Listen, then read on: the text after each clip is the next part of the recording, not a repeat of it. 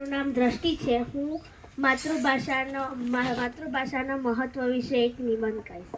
ગુજરાતી મારી માં ને હિન્દી છે મારી માસી, ગુજરાતી મારી માં ને હિન્દી છે મારી માસી। હું તો ગરવી ગુજરાતી ને હું છું હિન્દવાસી, હું તો ગરવી ગુજરાતી ને હું છું હિન્દવાસી।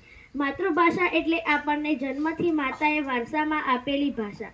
માતૃભાષા એ માત્ર એક ભાષા જ નથી, તે માતાના કોકિલ કંઠ જેવી મીઠી અને સ્થિર સંપર્કી સંસ્કૃતિ છે, જે વ્યક્તિને પોતાના વિચાર, સંસ્કાર અને વ્યક્તિત્વના ઘડતરનું સાધન છે। દરેક વ્યક્તિએ માતૃભાષા માટે અભિવ્યક્તિનું પ્રાથમિક માધ્યમ છે, જેમાં તે સહજતા અને આત્મવિશ્વાસ સાથે વાતચીત કરી શકે છે।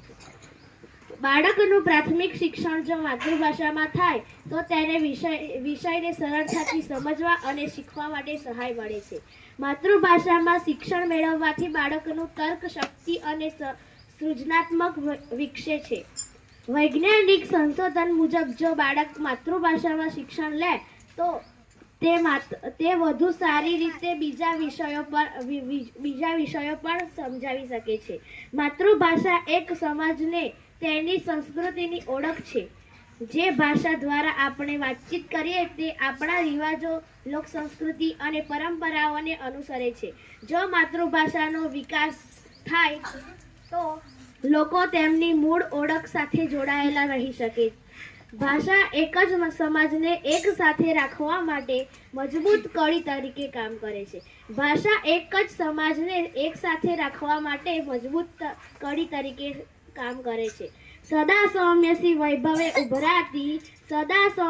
વૈભવે ઉભરાતી મળી માતૃભાષા મને ગુજરાતી, મળી માતૃભાષા મને ગુજરાતી। આજના વૈશ્વિકરણ યુગમાં અંગ્રેજી કે અન્ય આંતરરાષ્ટ્રીય ભાષાઓ શીખવી જરૂરી છે, પણ જો વ્યક્તિએ પોતાની માતૃભાષામાં દક્ષતા મેળવી હોય તો તે વધુ અસરકારક રીતે પોતાનું જ્ઞાન અને ક્ષમતાઓ પ્રદર્શિત કરી શકે છે। ઉદ્યોગ, કલા, સાહિત્ય અને વ્યવસાયમાં માતૃભાષાની ભૂમિકા અગત્યની છે।